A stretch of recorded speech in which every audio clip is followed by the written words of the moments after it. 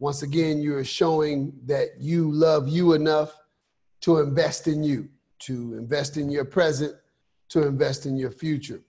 So with that in mind, let's continue to move forward, and let me welcome all of you to a talk with the Finance Doctor, your RX for Forex, where we have the opportunity to learn more about everything that's going on right now, this wonderful opportunity we have with International Markets Live, this opportunity for us to be our own bank, this opportunity to touch 1 million families, this opportunity for us to operate as a collective consciousness so that we can literally be the wind beneath each other's wings to continue to develop our skill set. Ms. Dyer, let me pause and just really thank you for a wonderful tools training. You covered some really good information, and I felt that some of those stories that you told were very powerful in terms of putting into perspective how this works, how it can work, what you can do, what we sometimes have to go through in order to get where we're going. So just thank you very much for your consistency in providing a wonderful opportunity and example for all of us. So the power of the unmuted microphone. We have an opportunity to be in a situation where we can dialogue about topics that traditionally are provided to us by the individuals that sell the product. It's subjective.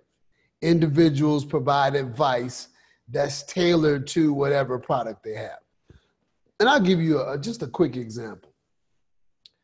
I remember about 10 years ago when I would be in forums where I would either be doing a financial seminar or teaching a class and posing questions. I'd get a lot of questions about Roth IRAs, and people would tell me that they only invest in Roth IRAs. They wouldn't invest in a traditional IRA, only a Roth IRA. And they were asking me the question, but everyone I spoke to at that time was very aggressive about the fact that they should invest in Roth IRAs. So the way in which people were presenting this information to me in the form of a question was, Roth IRAs are better than traditional IRAs. What is an IRA? Individual retirement account. So here's my point. My point is not about whether IRAs are better than Roth IRAs. My point is not about whether Roth IRAs are better than traditional IRAs. My point is that one of the things that I study incentives. I study the way things are set up so that when people say certain things, you can understand. So I'm on a tangent about IRAs. Let me go on a tangent to my tangent. If you go to a particular auto parts store, an automotive store, and they fix cars and say they have a free oil change. Well, those types of individuals are normally compensated by commission. The more services they provide, then the more they get compensated. So in order for them to get compensated for services, you have to be there. So they'll offer you a free oil change. You go to get the oil change and they'll say, hey, we need to talk to you. Think about it. I've never been to an automotive shop with any of you, but I know it goes down just like that. And they say, hey, we need to talk to you. And they show you this, and you do this, you do that, and you do this. So I asked the question, how are you compensated? And I have the right to answer that question, to ask that question. And according to laws in the United States of America, they have to answer that question. So when I ask that question, are you paid by commission? And they say yes, then I now can filter what they're saying. It doesn't mean that the issue's a lie or it's not true. What it means is you brought me in so you would have the opportunity to be able to provide this services. So back to my IRA point. Roth IRA is not necessarily better than traditional IRA, but 10 years ago, it was new. And when something new comes up, what they do in the financial sales world is they put a higher commission on what is new. Why? Because if I have two products and people are already buying the first product, I have an incentive for you to sell the second product because that doubles the amount of items I'm selling. The market's already saturated on the first item, so I want you to sell the second item, so I give a higher commission. So there's a higher commission on Roth IRAs. That means individual salespersons are more inclined to sell that one. So it doesn't mean it's better. It just means that the incentive that the salesperson has is to sell it. I remember making this point at a particular financial seminar one day, and an individual started tearing up. And so I asked, what's wrong? Why are you so emotional? Did I say something that offended you? And the person admitted that they were in a training class at that moment for financial sales, and that the points that were being made by me at that time made them feel as if they were doing something wrong or they were manipulating people. And I let them know, no, I'm not. You're not manipulating people. We live in a world where we have the responsibility to educate ourselves.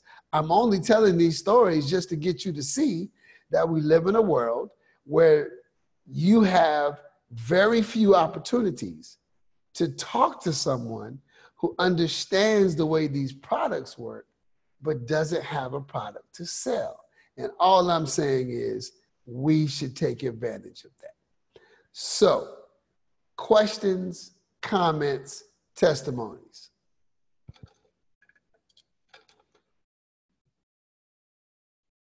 Questions, comments, testimonies.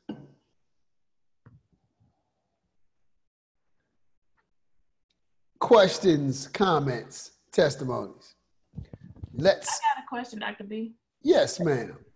Okay, so you just brought up IRAs and Roth IRAs, and me being a financial advisor, I know that is something that we've often recommended and pushed, and and then when I look at the retirement of individuals since those tools have been implemented, and those are actually the people who are retiring now and in the generation ahead of them, they're still working.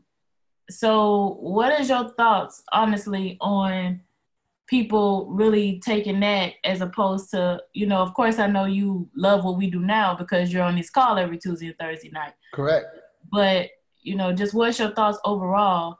I mean, I'm not financial advisor, so I'm not saying, oh, it's bad, but I just don't, with people still having to work and so much money that they have to put into it over the years, if you understand what I'm saying. I understand exactly what you're saying, and I'm looking forward to answering your question. So, my daughter is a senior and is graduating on May 30th. She's going to Florida A&M. She's going to major in physical therapy. Since the 7th grade, I have been her basketball coach.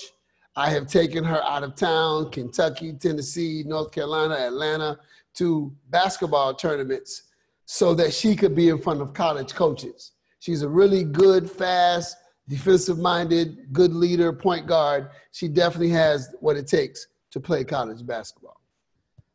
She's told me at the end of her junior year, Dad, I don't want to play college basketball. So I really had to reflect on how I was going to handle that. But I realized something. My baby has a 5.7 GPA. She has 27 college credits. So she's going to FAMU with those academic credentials as a sophomore. So guess what? Her credentials, her situation, the work that she's put in, it makes the basketball scholarship irrelevant. So that's just another way of getting there. But she's choosing a path that's really going to get her there quicker and easier with less impact on her body. I applaud that and I respect her for making that decision. What's your point, finance doctor? Retirement plans are of value and they're like basketball scholarships. We don't need retirement plans because we are sitting on a call, like you said, Ms. Dyer, every Tuesday and Thursday, that's like a 5.7 GPA. We already have credits that are going toward our goal, our results. So I will explain retirement plans because we need to understand it. But just like Mecca Bythewood, retirement plans are irrelevant to us because we just learned how you can start with $100 and by a series of trades and understanding the information that's in the academy and being able to apply it just on 10 pips per trade, we can make $100 go to $10,000. Retirement plans are good and are valuable, but they won't do that. So that's the first part of my answer to your really good question. Now, let me share a story with you to answer the whole question about retirement plans, because you didn't just ask me about IRAs, you asked me about retirement plans. So I'm going to start with IRAs and then work backwards to retirement plans in general. IRA, individual retirement account. The distinction between traditional and Roth is very simple. A traditional IRA allows you to put a certain amount of money into a retirement account every single year. I believe it's $3,500. I don't know. And the fact that I don't know is indicative of this conversation. It's a basketball scholarship that's irrelevant. So it's around between $3,500 and $4,000 a year that you can put into an IRA. If you put it into a traditional IRA, the amount of money that you put into that IRA each year, you can deduct on your taxes. So that means at the end of the year, when you file your taxes, you take that $4,000 and you reduce your taxable income, and now you will owe tax on $4,000 less. That's the concept of a tax deduction. It's a tax deduction. Then when you retire and you pull the money out of an IRA, just like any other investment, you have to pay taxes on it. Traditional IRA, you get to deduct the amount you contribute, then you pay tax on what you withdraw. While I'm explaining this, if I say anything that requires more clarity, you should unmute and you should ask me, because understanding this along the way will help. Now, with a Roth IRA, and let's break that down. Why is it called Roth? Roth is simply the name of a senator. And that senator said the same thing that Ms. Dyer just said, which is based on the way Social Security is going, based on how slow we are to put money in retirement plans, let's find a way for people to provide an incentive to do it. So Roth IRA, named after the senator who came up with the idea, when you take the money out, when you retire and withdraw the money out of the IRA, you don't pay taxes on it. That's a beautiful thing. It's tax-free. However, you don't get the deduction along the way. So which one's better? Well, let's think about it. Your tax rate is highest when you're working. And a traditional IRA gives you a tax break while you're working. Your tax rate is lower when you retire. Roth IRA gives you a tax break when you retire.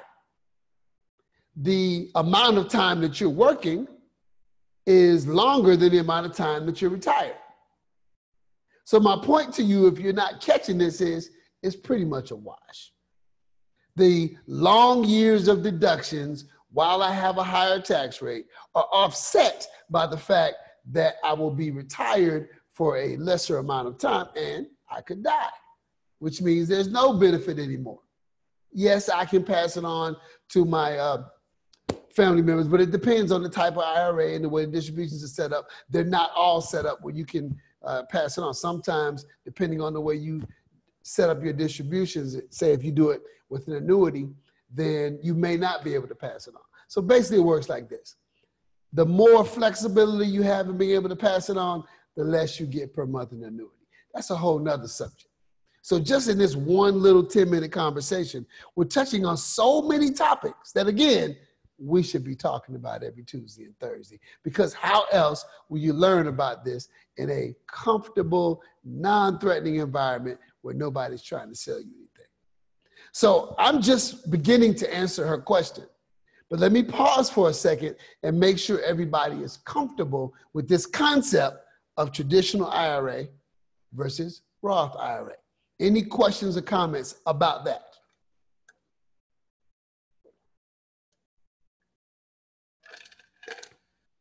Any questions or comments about the difference between a traditional IRA and a Roth IRA? Traditional, deduct the contributions, pay tax on the withdrawals. Roth, don't get to deduct the contributions, no tax on the withdrawals. Which one's better? Dr. B says just a wash. Okay, now let me really explain, or let me really answer her question, because her question was, what are your thoughts on retirement plans? What I just described has an I in front of the acronym. IRA. The I stands for individual, which means that this is a retirement account for a particular person. This IRA must be compared to, an employer-sponsored retirement plan. An employer-sponsored retirement plan. Now, let me pause for a second and say this. Are we in a society right now where large companies are now being a little bit less apt to enroll you in a retirement plan? Yes. Are we having situations now where they'll pay you 38 hours or pay you for 38 hours instead of 40 so you don't have access to benefits? Yes. Do we have companies that are hiring more independent contractors and employees so that they can save on benefits and not have to fund retirement plans? Yes. But as long as there are situations where you can have a job and have access to employer-sponsored retirement plans, we need to talk about it. I want to answer Ms. Dyer's question, especially since she's now an expert on foreign exchange investing, but in her past professional life, she was in financial sales. So she really can understand and appreciate these answers that I'm providing, because I'm looking at it from a different perspective, simply because I was not selling it. What I was doing was studying the infrastructure. So an employer-sponsored retirement plan works like this. Even if you do not have access to an employer-sponsored retirement plan, I think you should listen to me. I think you should dial in, because think about it. You could have a family member, you could have a kid, you could have somebody that you love that has access to it, and they're not getting this training. Hear me, the job doesn't care whether they take the retirement plan or not. Why? Well, here's a sidebar. Most major retirement plans have something called matching, which means for every amount that you put into the retirement plan employee, they'll match it. Well, if you don't put anything in there, what do I match? What's 12% of zero? So they're not excited about you putting money into the retirement plan, because the less you put in, the less they have to match. So all I'm saying is, if you right at this moment do not have access to an employer-sponsored retirement plan, you still need to hear what I'm saying. This is valuable knowledge, again, in a non-threatening, objective way. Now, the way an employer-sponsored retirement plan works is this. You have an opportunity to take money out of your check in a manner that's called pre-tax. Pre-tax. P-R-E-tax. Now, open your mind, because oftentimes when I say pre-tax, we already think that we know exactly what that means, but I want to make sure that we're all on the same page. Pre-tax means that the money comes out of your account and goes into the retirement plan before your company takes taxes out of your check. You all know that when we get paid, it's net. And we all know that from going from gross to net, they have to take deductions out. And a large proportion of those deductions are taxes. I'm saying with an employer-sponsored retirement plan, they put the money in before taxes. So this is the way I like to conceptualize it. If the individual tax rate in our nation is 28%, but you put the money in before they calculate tax, that means for every dollar that you put into your retirement plan that comes out of your check, you don't have to pay 28 cents. Let me say that again. If the average tax rate is 28% and they're taking money out before they calculate tax, that means for every dollar that you put into the retirement plan, you don't have to pay 28%. 28% of a dollar is 28 cents. So in reality, when you put money into a pre-tax employer-sponsored retirement plan, you're really putting in $1.28 because you're putting in $1 and you're saving 28 cents. Let's pause for a second. Maybe you've heard this Bythewoodism: if you know what you're doing, you always have a job. If you know why you're doing it, you always be the boss. You ever thought about why employer-sponsored retirement plans are called 401ks or 403bs? How about I tell you why they're called 401ks or 403bs? Because the Internal Revenue Service has a tax code, and the tax code lists all of the rules associated with taxes. And it starts with Chapter 1, then Chapter 2, Chapter 3, Chapter 4, and it goes all the way up to Chapter 401. And when they get to Chapter 401, all of the articles are designated by letters. So there's A, B, C, D. So in Chapter 401, Article K, it says you can contribute to your retirement plan pre-tax. So the reason why it's called a 401k is because that's the part of the IRS tax code where it addresses it.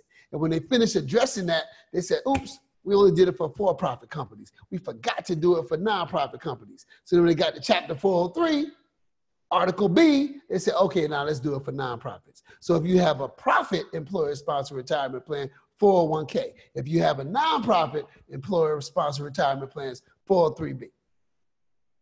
My point is this: if you have access to an employer-sponsored retirement plan, it's pre-tax. Remember earlier when I said that the maximum you could invest into an IRA is probably around $4,000? I could be wrong, but if I'm wrong, it's somewhere in that area. I know it's not bigger than $5,000 or $6,000. But you can put $20,000 a year into an employer-sponsored retirement plan. Now think about this. If you can put $1.28 into an employer-sponsored retirement plan, but then an IRA stands for individual, that means you're doing it. That means you got to pay taxes first. So for every dollar that you put into an IRA, you already paid your 28%. You already paid your 28 cents, which means you're really only putting 72s. So employer-sponsored retirement plan, you're putting in $1.28. But IRA, 72s. Roll with me. Give me 7 minutes and I'll bring this to a head and make you really understand my point. Now, one of the things that I talk about a lot is my experience coaching girls basketball. And when I coach girls on the 5th grade level, one of the things I teach them is triple threat. Triple threat means, 5th grade basketball player, that every time you hold that ball, you have to be in a position where you're either going to shoot, pass, or dribble. And the defense doesn't know which one you're going to do. You're a triple threat because you can do one of those three: pass, shoot, or dribble. What's your point, finance doctor? My point is that in the last 25 years, I've been blessed enough to be a triple threat because I've been a chief financial officer of an organization. I've been a professor where I can understand the research, but I've also been a consultant. And one of my consulting gigs was Hewlett-Packard in 1997. And Hewlett-Packard brought me in to analyze their retirement plan and decide whether or not they should keep a defined benefit plan, which is that old pension plan where they determine how much you're going to get when you retire, versus the defined contribution plan where they are now just going to tell you how much goes into it. Hear me.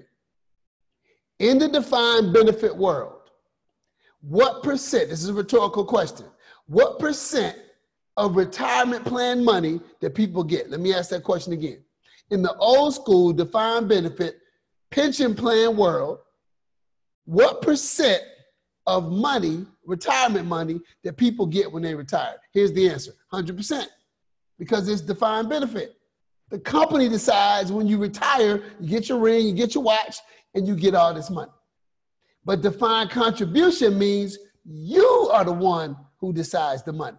I know somebody in one of these rectangles remembers starting a job, getting all these retirement plan packets, and them asking you to make an asset allocation decision, but because your company did not bother to explain it to you, you did nothing. So 100% of the people who had access to defined benefit plans got all the retirement money. Guess what percent of people have received retirement dollars since we went to defined contribution? By the way, when I was at Hewlett Packard, I told them to go to defined contribution because it would save them millions of dollars, and they did. So my point is to answer your question, my question. What percent of people who have access to a defined contribution, 401k, 403 plan get their retirement money? 12%. So it went from 100% to 12%. Why did it go down so far? Because people are not having conversations like this. Because people who have access to conversations like this are keeping their microphones muted. Now, I get it. How would you even know to ask this question? I get it. But I want you to be aggressive. And I want you to think about how much value you got from this little 20-minute talk. And then if you just ask questions like this, think about all the areas in personal finance and ask, you can literally put yourself in another position in your ability to manage money. Now, let me answer Ms. Dyer's question. She said, finance doctor, what are your thoughts on retirement plans? Well, I have two thoughts, and I'll give you my first one. And that is, it's irrelevant. It's a basketball scholarship. We don't need it because we've got IML. We don't need it because we're learning how to decide whether to use US dollars or cryptocurrency to fund our account. We're on a whole nother level. We're learning how to take $100 and make it be 10,000. So retirement plans are irrelevant. Here's my second question. I used to be a member of a church where the pastor was very aggressive about making sure that everybody who got married got premarital counseling. So he would do the marriage part and I would do the financial piece. And I would talk to all the couples about how to manage money and how to do it consistently and just as a couple. So a very interesting phenomenon happened while I was at this church for 9 years. An interesting phenomenon was that people would come to me, men would come to me and say, man, I don't feel comfortable saying this to the pastor because I think he'll judge me, but I need some help because I'm thinking about cheating on my wife. Happened multiple times. They would come to me because I'm younger and I wasn't the pastor. So I remember the first time it happened, I said to myself, now what am I supposed to say to this guy who is thinking about cheating on his wife? So I remember saying a prayer and asking to be led to say what I needed to say to this gentleman. And this is what I said to him. And this is what I said to every other man who came to me with this situation. And there were multiple men. I said this. The reason why you're thinking about cheating on your wife is because you stopped putting 100% into her. You need to go home and put 100% into her. Give her 100% of your energy, your money, your time, your effort. If you do that, and if you do that, and you still want to cheat, cool. I'll drive you over to a house. And it worked perfectly. Because every single man that I said that to, when they went and put 100% of their energy into their wives, they no longer had the need to cheat. Why are you telling us this story? Because this is a perfect analogy for employer-sponsored retirement plans versus IRAs. People do not buy IRAs. They are sold IRAs because there is a commission associated with IRAs. There is no commission associated with 401ks. The employer gives it to you and they never tell you about it at all. So what happens is people are not putting 100% into their employer-sponsored retirement plans. So instead of making $1.28, they're instead putting money in the 72s. Remember the 80-20 rule? You got 80% of what you need in your spouse, but you go out and you chase 20%. That's what people are doing with IRAs because they're being sold. Ms. Dyer asked me what my thoughts are. My thoughts are, if you have access to an employer-sponsored retirement plan, that's your wife. That's your financial wife. That's your economic boo. The IRA is a whore. The IRA is literally something that you should only look at after you put 100%. Now, of course, I'm joking, but it's going to make you remember it. The IRA is something that you should look at only after you put 100% of your money into your pre-tax contributions. And most people do the opposite because they are sold IRAs. Now, here's the beauty of this conversation. The beauty of this conversation is that I just broke down to you employer-sponsored retirement plans versus IRAs so that you'll understand it, but it's a basketball scholarship and it's irrelevant because we have a 5.7 GPA and we can go to any school we want because we have made the wisest choice in the world, and that's to be a part of IML.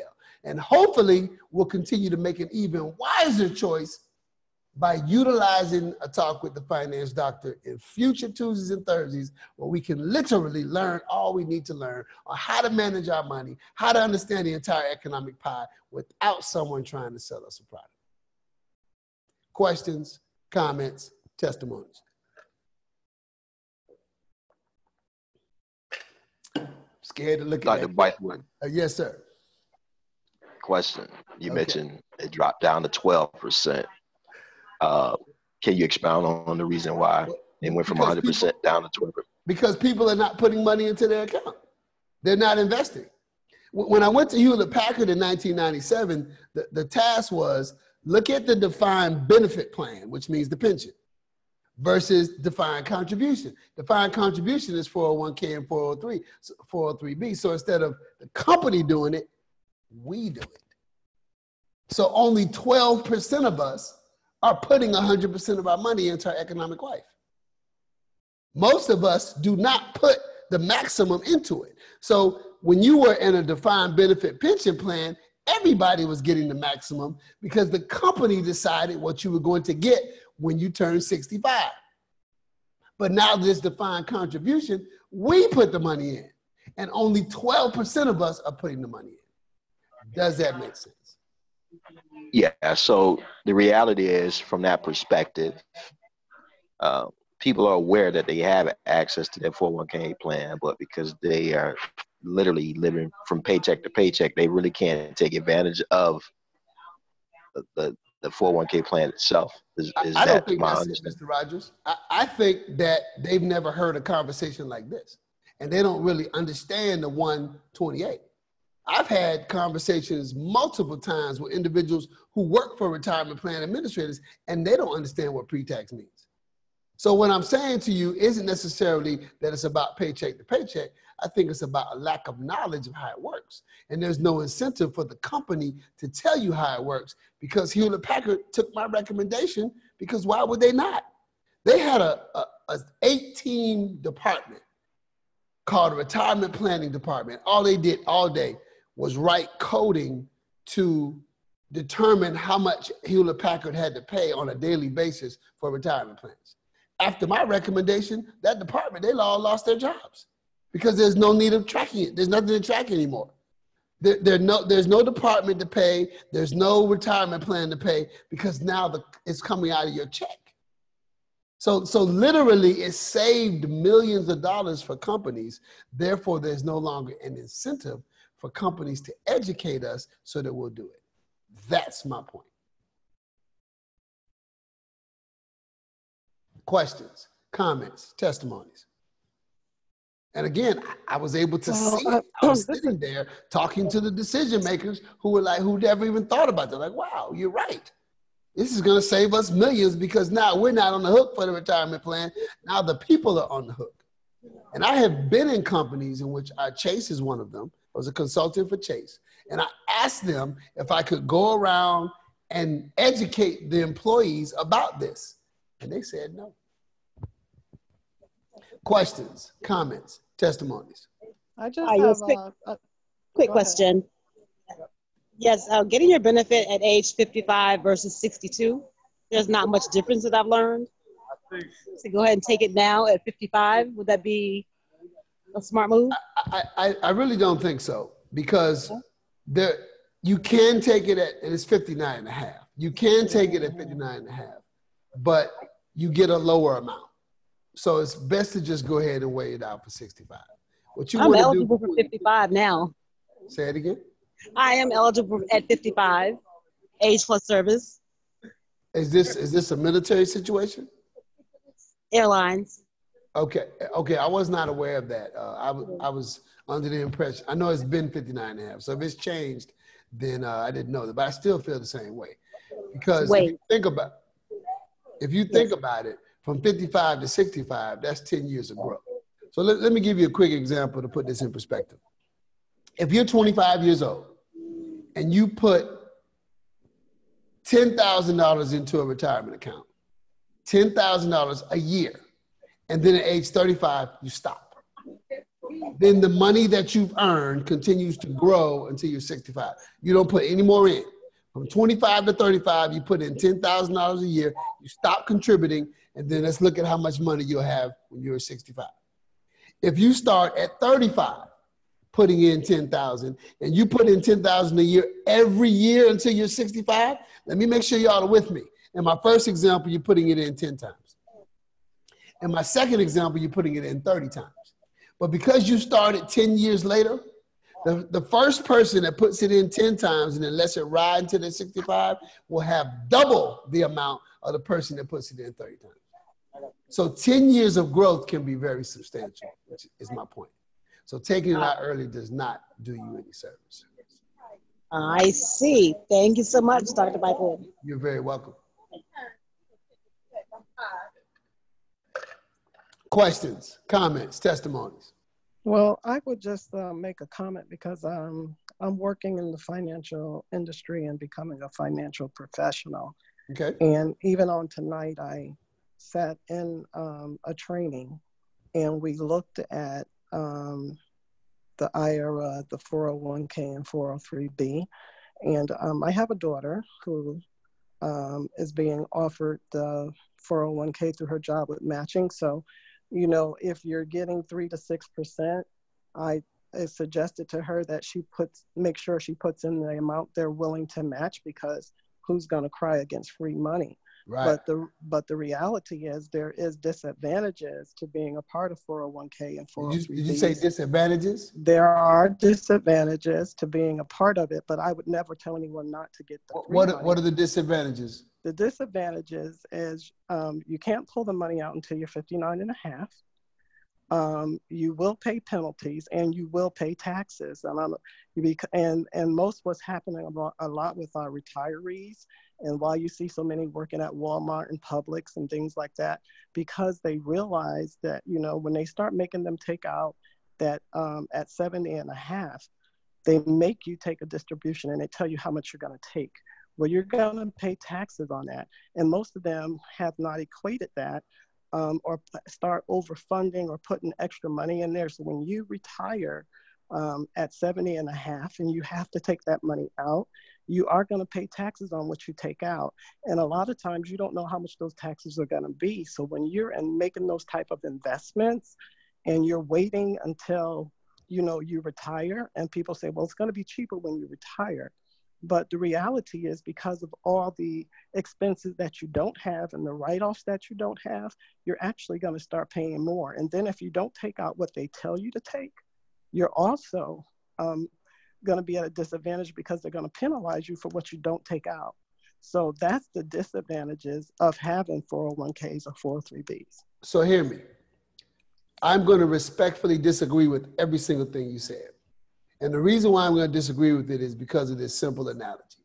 I was driving down the highway the other day, and I saw a guy on a bicycle on 275. Bicycles are really good vehicles. They allow you to get exercise, but it does not belong on the highway. That is not the vehicle for the highway.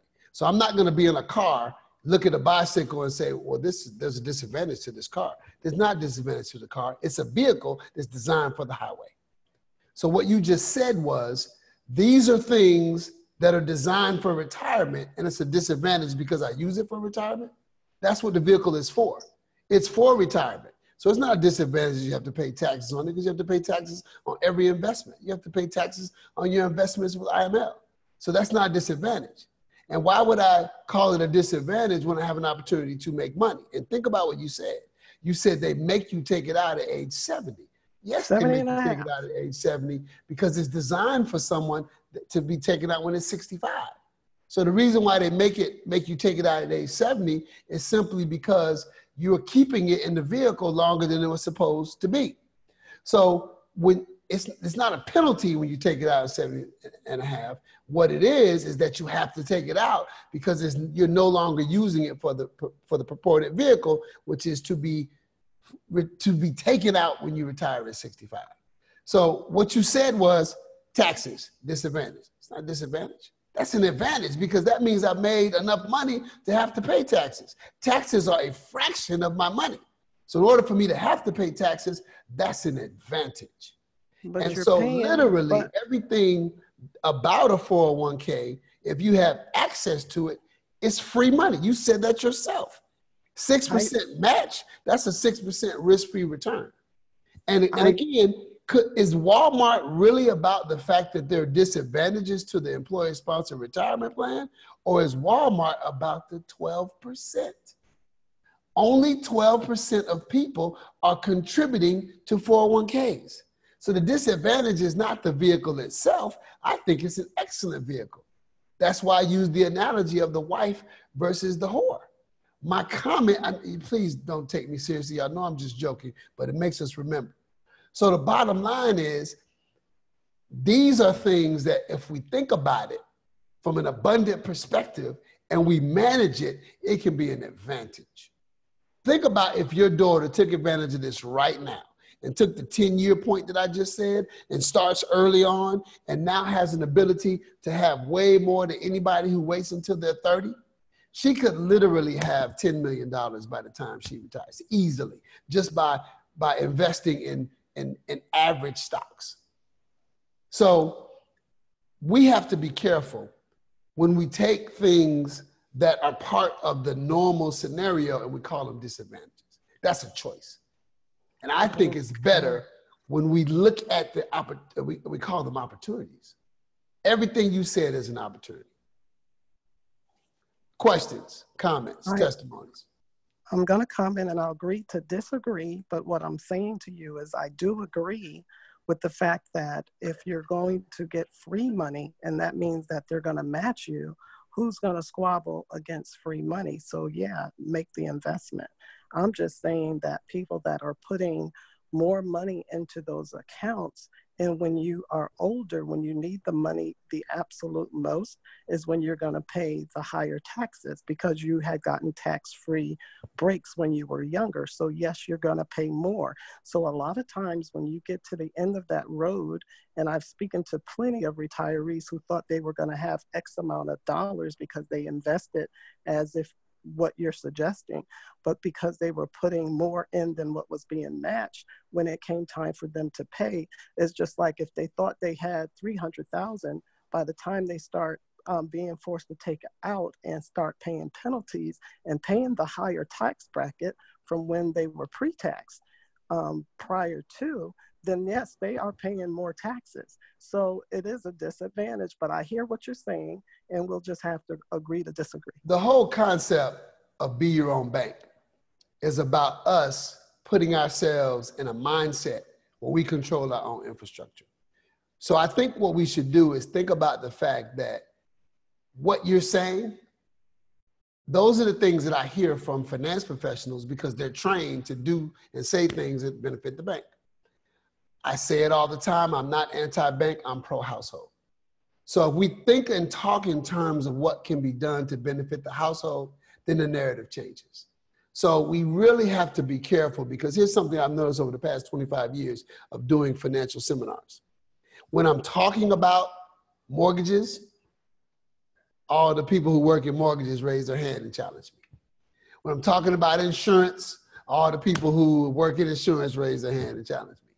The people of insurance never challenge me when I talk about banks. People who work for banks never challenge me when I talk about retirement plans. So literally what it is that from a human perspective, from an emotional perspective, we're tied emotionally to our job. That's what we use to pay our mortgage. That's what we use to feed our kids. So oftentimes they say in the gambling world, never bet on your hometown team. And the reason why they say never bet on your hometown team is because you're emotionally connected to your team. Therefore, you don't always see the logic of it. And you may make a bet that's not in your best interest. So all I'm saying is let's understand the infrastructure and how it's set up from our perspective, what benefits our household rather than what benefits the overall bank. And if we're putting 12% of our money into something, we're certainly not in a position to say it's a disadvantage because we're not taking advantage of it. 12% is a lot lower than 100%.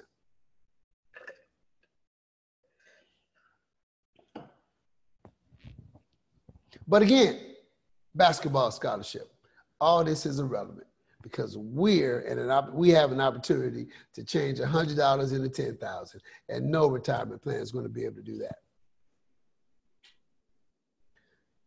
Thank you, Sonia. Questions, comments, testimonies?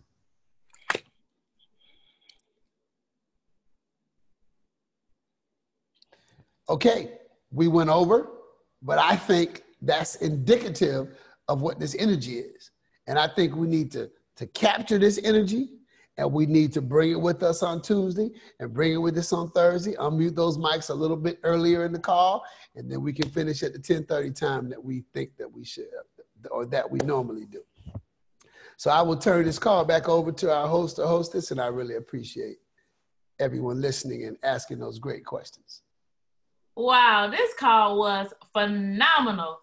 And this is what it's all about. It's about learning what we do and then get on this call with the finance doctor, a talk with the finance doctor, the power of the unmuted mic.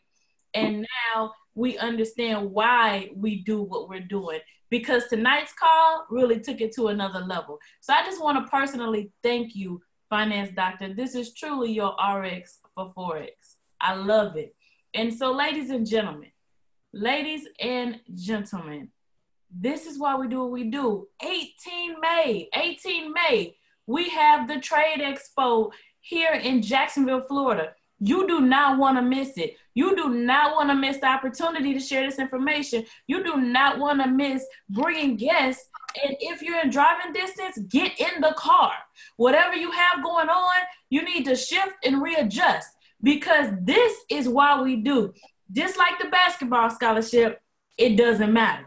So this is exactly why we do what we do. We are thinking about the household. We are setting ourselves free, and that's what we're doing. And while you're doing that, you want to catch this early bird special. You want to show up to the Trade Expo on the 18th of May, pre-registered for the Leadership Conference in July.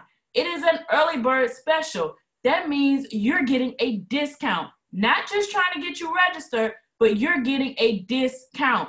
So take advantage of the discount, because the price does go up after that. So you want to take advantage by the 18th of May.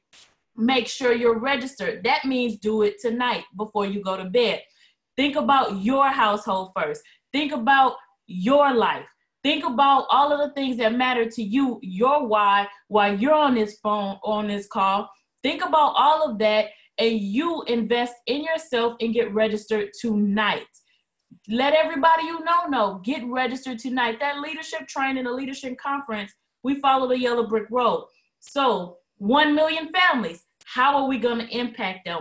How are we going to financially educate? Financial education is so important. And Dr. Bythewood, I don't think this call went over. I think this call was significantly important, because finances are the one thing we are not educated on. We get educated and test on everything we do in life but our personal finances. So that is why so many people are misguided, so many people are misled, and so many people just follow the poverty line. So this is why 1 million families is so important. This is exactly why. So you want to be registered, because that is how we're going to shift, launch, and educate 1 million families by the 28th of March, 2021. With that being said, ladies and gentlemen, you all have a wonderful and blessed evening, and this will officially conclude this call.